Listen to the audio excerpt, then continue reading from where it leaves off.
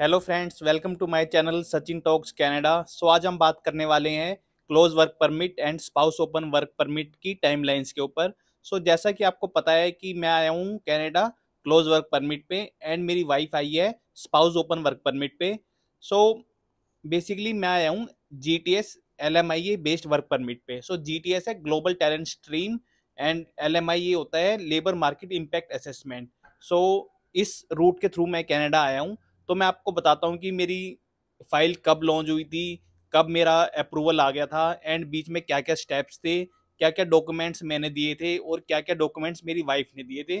सो हम अपने सिस्टम पे चलते हैं। सिस्टम पे मैंने एक प्रॉपर पीपीटी बना रखी है जिसमें मैंने पूरी टाइमलाइंस मेंशन कर दी है।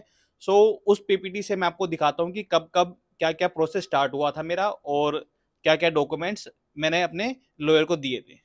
सो फ्रेंड्स, मैंने ये पीपीटी बनाई है आप लोगों के लिए, जिसे मैं आपको दिखा सकूं कि क्या क्या टाइमलाइंस थी और क्या क्या मैंने डॉक्यूमेंट सबमिट करे थे। सो इसमें हम सबसे पहले बात करेंगे आपका एलएमआईए की कि लेबर मार्केट इम्पैक्ट असेसमेंट की क्या टाइमलाइंस थी। सेकंड हम बात करेंगे आपका क्लोज वर्क परमिट की क्या टाइमलाइंस थी। एंड थर्ड हम बात करेंगे स्पाउस ओपन वर्क परमिट की क्या टाइमलाइंस थी। सो सबसे पहली स्लाइड पे हम चलते हैं अपनी, जो है एलएमआईए की टाइमलाइंस। सो जो मैंने LMIA की एप्लीकेशन मेरी अप्लाई हुई थी, वो हुई थी 25 जैन 2022 को। और क्या क्या डॉक्यूमेंट्स मैंने सबमिट करे थे वो मैं आपको बता देता हूँ। सबसे पहला डॉक्यूमेंट जो सबमिट करा था मैंने, वो करा था पासपोर्ट। सेकंड मैंने डॉक्यूमेंट सबमिट करा था, वो था digital photos. So digital photos में आपको एक चीज याद रखनी है, वो है इसकी स्पेसिफिकेशंस। सो 35 mm इंटू 45 mm, ये है स्पेसिफिकेशंस। एंड थर्ड चीज जो मैंने सबमिट करा था, वो है अपडेटेड रिज्यूमे। सो रिज्यूमे में आपको अपनी country and full address mention करना है, चाहे वो आपका होम टाउन हो या आपका जॉब हो या आपका जो ऑफिस का एड्रेस हो, वो आपको जो भी मेंशन करना है, फुल एड्रेस मेंशन करना है with your country name. Fourth जो हमने सबमिट करा था डॉक्यूमेंट, वो थी एजुकेशनल डिग्रीज। सो एजुकेशनल डिग्रीज में मैंने क्या क्या डॉक्यूमेंट सबमिट करे थे, वो है 10th की मार्कशीट, 12th की marksheet and my BTech marksheets. So fifth document and most important document जो था, वो था reference letter from my previous employers. So reference letters क्या होता है? रेफरेंस लेटर में बेसिकली आपकी स्टार्ट डेट और ज्वाइनिंग डेट एंड आपकी last working day in that organisation and your jobs and duties during that whole tenure and with your salaries. So ये सब होता है आपका रेफरेंस लेटर के अंदर। सो अगर आप अपनी फाइल अप्लाई करने वाले हो या फिर आप इस प्रोसेस के मिड में भी हो, तो आप अपने रेफरेंस लेटर पहले से ही अप्लाई कर सकते हो, क्योंकि इसमें थोड़ा टाइम लग जाता है, तो इसमें आप अपना टाइम सेव कर सकते हो। सो जो मेरा LMIA अप्लाई हुआ था, वो 25 जैन को अप्लाई हुआ था एंड जो उसका अप्रूवल आ गया था, वो 15 फेब को आ गया था। सो अप्रोक्स आप देख रहे हो 20 डेज लगे थे मुझे, और अप्रोक्सली आप कह सकते हो 3 वीक का टाइम लग गया था। अब तक मेरी वाइफ का कोई भी डॉक्यूमेंट मैंने सबमिट नहीं करा था, क्योंकि अब तक मेरी वाइफ का कोई प्रोसेस स्टार्ट नहीं हुआ था। सेकंड स्लाइड की तरफ हम बढ़ते हैं। LMI अप्रूव होने के बाद हमें स्टार्ट करना था अपना वर्क परमिट का प्रोसेस। सो यहाँ से स्टार्ट होता है स्पाउस ओपन वर्क परमिट वालों का भी and my close work permit भी। सबसे पहले हमें मिले थे 4 फॉर्म्स। ये चारों फॉर्म्स सेपरेट थे, मेरे लिए सेपरेट थे एंड मेरी वाइफ के लिए सेपरेट थे। सो सबसे पहला जो फॉर्म था, वो था 5707E। इस फॉर्म में होता है फैमिली इंफॉर्मेशन कि मदर फादर एंड आपके जो भी सिबलिंग्स हैं, उन सब की डिटेल्स। सेकंड फॉर्म था 5476E। ये होता है अगर आपकी फाइल आपके बिहाफ पे और कोई अप्लाई कर रहा है, तो ये उसके लिए होता है, use of representative. And third document था, वो था आपका 5475E, authority to release personal info. And fourth जो फॉर्म था, वो था 5257B, जो कि मेन एप्लीकेशन थी आपकी टेम्परेरी रेजिडेंट वीजा की। ये 4 फॉर्म हमें हमारे लॉयर से मिल गए थे और हमने ये 4 फॉर्म फिल करके उन्हें सेंड कर दिए थे। एंड नेक्स्ट मैं आपको बताता हूँ कौन कौन से डॉक्यूमेंट मैंने अपनी तरफ से उन्हें सबमिट करे थे। सो सबसे पहले मैंने सबमिट करा था अपना ITR फॉर पास्ट 2 इयर्स।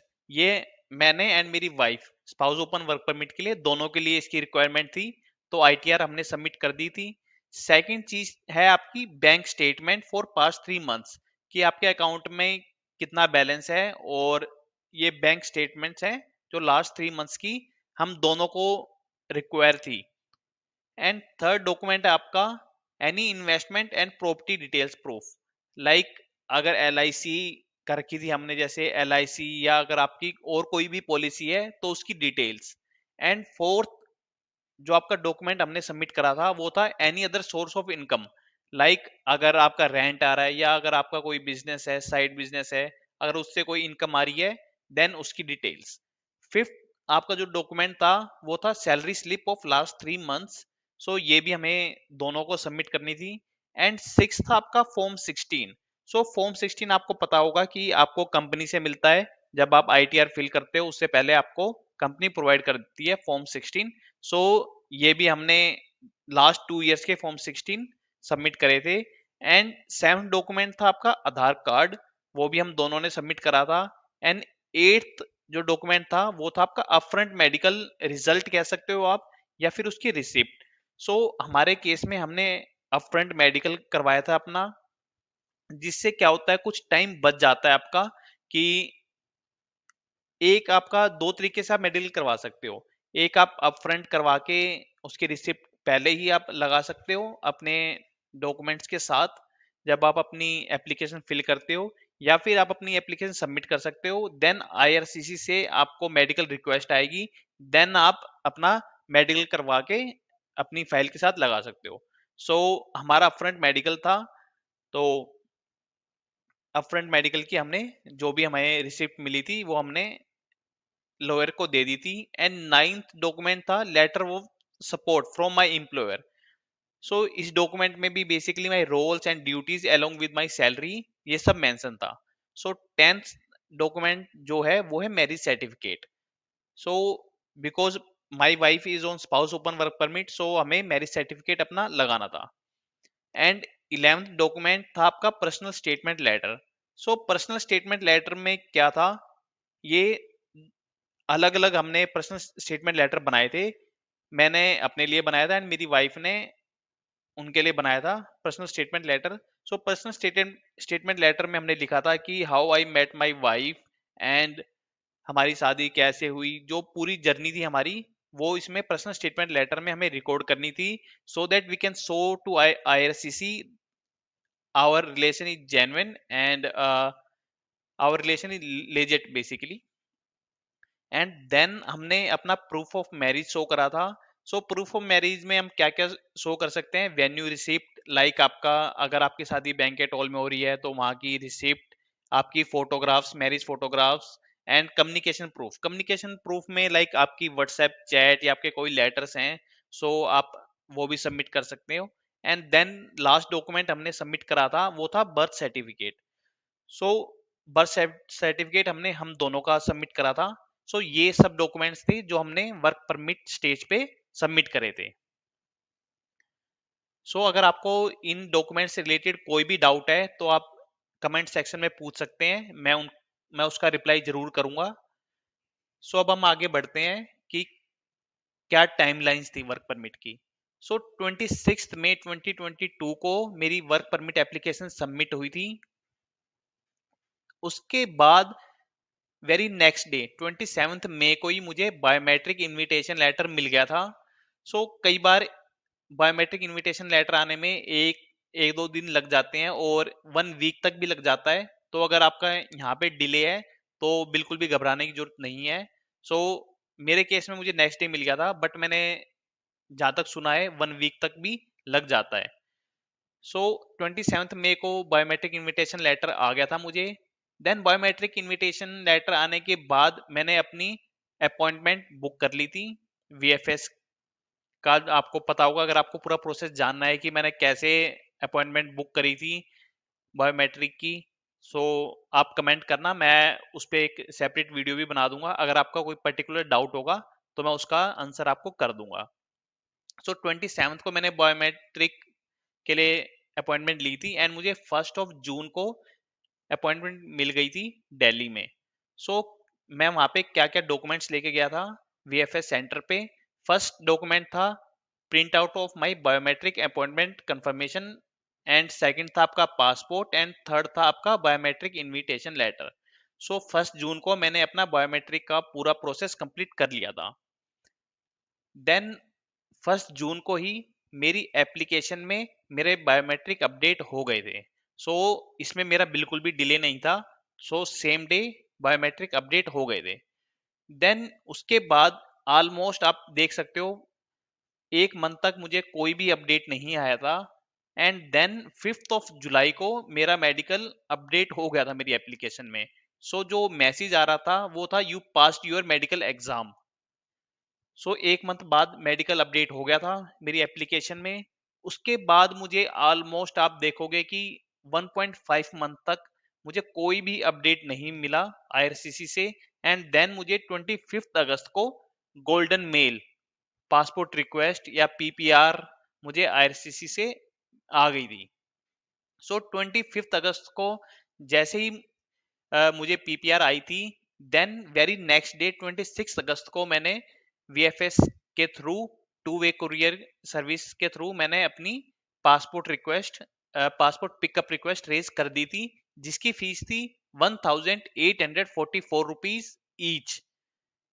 इसके बाद मुझे 2 दिन बाद 29 अगस्त को मेरा पासपोर्ट पिक हो गया था मेरे घर से। एंड उसके बाद मुझे 2 सितंबर को मेरा पासपोर्ट मेरे घर पे डिलीवर हो गया था। अगर आपको इससे रिलेटेड भी कुछ जानना है कि मैंने कैसे अपना पासपोर्ट प्रॉपरली अपने एनवलप में पैक करा था एंड क्या प्रोसेस था, अगर आपको इसके बारे में भी जानना है तो आप कमेंट सेक्शन में मुझे बताना, मैं इस पे भी एक सेपरेट वीडियो बना दूंगा।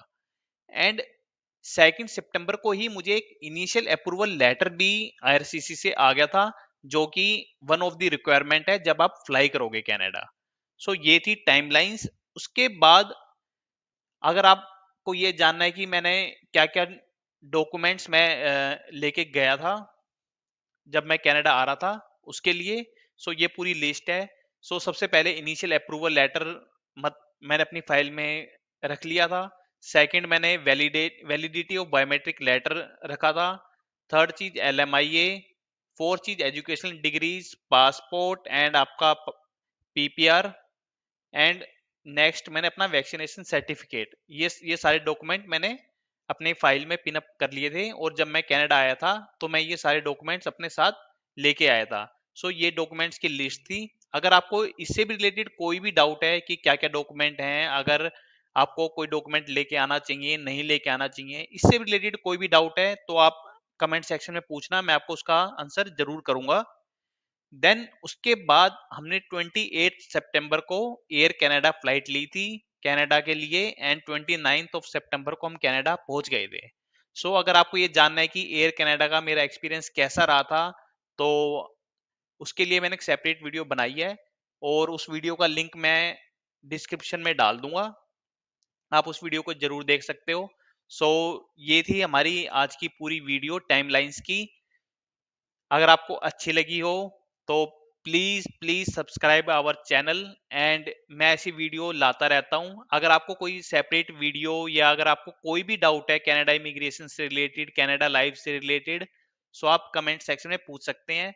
सो मिलते हैं हम अपनी नेक्स्ट वीडियो में, तब तक थैंक यू, टेक केयर।